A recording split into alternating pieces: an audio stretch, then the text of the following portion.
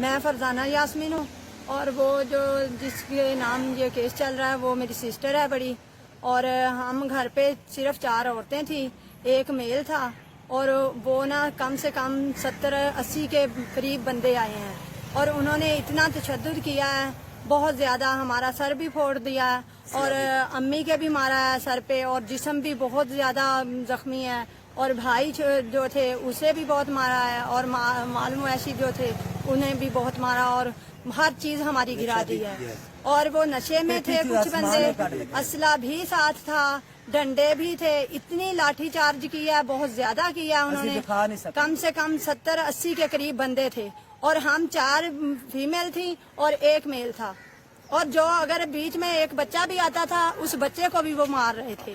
Sir मेरा नाम शफाकत अली है, हम घर पर नहीं थे, इन्होंने सब लाठी चार्ज किया है। मेरे बहना भाई घर थे, उनको इतना तशद्दुद किया है, इतना तशद्दुद किया है, जख्मी कर दिए हैं, किसी का सर फोड़ दिया है, किसी का बाजू निकाल दिया है, बहुत तशद्दुद किया है।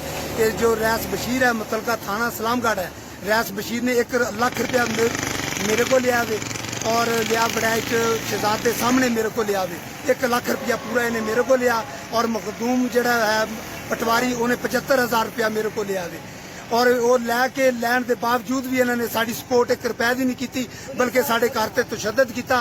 पुलिस सर कोल खड़ो गए, पुलिस ने साढ़े बच्चों को मरवाया। मैं फरजाना यास्मीन बोल रही हूँ और जिसके जो बाजी का ये केस जिसने किया हुआ है वो मेरी बड़ी सिस्टर है और वो आज घर पे भी नहीं थे सब लोग और साथ में 2 पुलिस वाले थे, जाहिद और सलमान, और दोनों पास खड़े होके वो हमें लाठी चार्ज इतना किया। वो उनके हाथ में पैप भी थे, असला भी था और साथ में नशे में वो कुछ बंदे थे और 70-80 के करीब बंदे थे जो 4 फीमेल और 1 मेल को मारने वाले थे। हम सिर्फ 4 फीमेल थी और 1 मेल था और इतना तशद्दुद किया है हद से ज्यादा। हमारे जिस्म पे इतनी लाठी उन्होंने चलाई है हद से ज्यादा और मैं वजीर आजम से ये अपील कर रही हूँ कि हमारी हेल्प करें। और वो उन मर्दों के नाम ये हैं जिनके साथ हमारा झगड़ा हुआ है, वो एक खालिद महमूद है, एक सुल्तान है और एक अरशद महमूद है और उसके साथ में उसके बेटे थे और बहुत सारे दीगर लोग थे।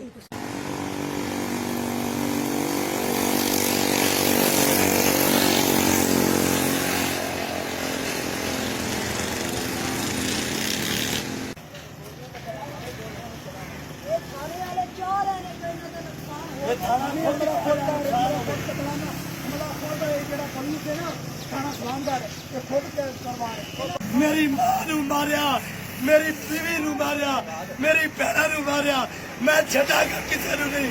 मेरी वजीर आला दे अगे दरखास्त है कि साडे नाल इमदाद कीती जावे। अगर इमदाद ना होई साडे ते कोई बंदा दोष ना देवे, साडे को जो होया असीं करांगे।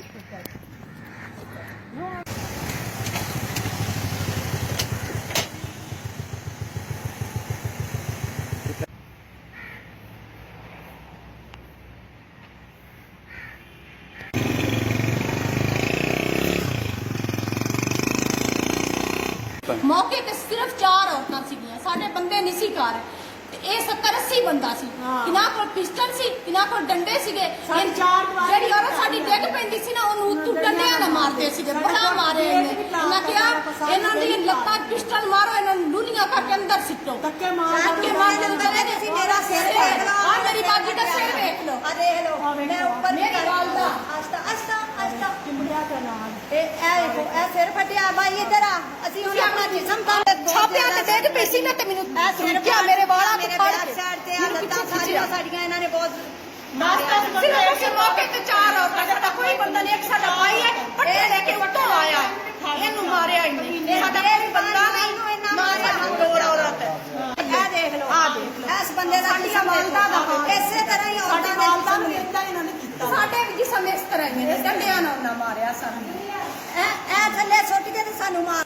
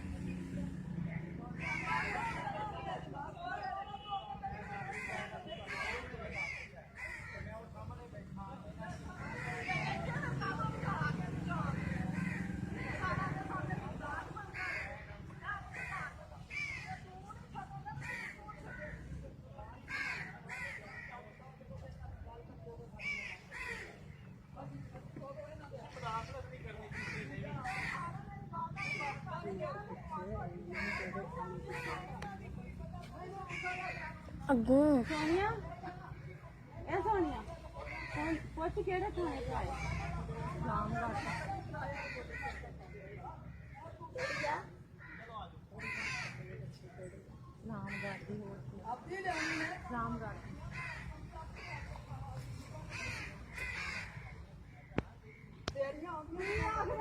ਤੂੰ ਧੀਆਂ ਪੈਣਾ ਵਾਲਾ ਏਦਾਂ ਧੀਆਂ ਪੈਣਾ ਵਾਲਾ ਤੂੰ ਰੰਨਾ ਭਰਾ ਹੁੰਦਾ ਮੈਨੂੰ ਤੂੰ ਖੁਲਾ ਛੱਡੇਗਾ ਆਹ ਸਾਡੀਆਂ ਧੀਆਂ ਪੈਣਾ ਲਾਉਂਦਾ ਤੇ ਇੱਥੇ ਬੈਠ ਲਾ ਕੇ ਬਹਿਣੀ ਸੀ ਚੱਲਦਾ ਚਲੋ ਚਲੋ ਤੂੰ ਸੁਣ ਦੇ ਚਲੋ ਬਸ ਚੱਲ ਛੱਡ ਦੇ ਚਲ ਹੁਣ ਬਸ ਚਲੋ ਅਦਾਲਤ ਦੀ ਕਰਨੀ ਆ ਜੇ ਹੋਈਆਂ ਫਿਰਦੀਆਂ ਤੁਸੀਂ ਅਦਾਲਤ ਦੀ ਤੋਹੀਨ ਕਰਨ ਦਾ ਸੀ ਹੁਣ ਤੁਸੀਂ ਅਦਾਲਤ ਦੇ ਬਾਹਰ ਕੌਣ ਗਿਆ ਜੇ ਵੀਡੀਓ ਬਣਾਓ ਇਹ ਜਿਹੜਾ ਆਇਆ ਸਾਰੇ ਜਾਣੇ ਨੇ ਇਹ ਯਾਦ ਰੱਖ ਲਿਆ ਜੀ ਸਦਾਇਆ ਕੋਈ ਗੱਲ ਹਾਂਜੀ। ਵੱਡੀ ਨੇ ਦੀ ਹੁਣ ਹਜੇ ਬਹਿ ਕੇ ਤੋਹੀਨ ਕਰਦਾ ਰਿਹਾ ਕਹਿੰਦਾ ਕਿਹੜੀ ਅਦਾਲਤ ਸਰਕਾਰ ਆਖਦਾ ਕਿਹੜੀ ਅਦਾਲਤ ਕੇਸ ਕੀਤਾ ਹੋਇਆ ਨਹੀਂ ਸੁਣਦੇ ਮੈਂ ਕੋਈ ਵੀਰੇ ਮਾੜੇ ਮੋਟਿਆਂ ਦੀ ਨੂੰਹ ਨਹੀਂ ਆ ਇਹ ਭੁੱਲ ਚ ਨਾ ਰਿਹਾ ਜੇ ਹਾਂਜੀ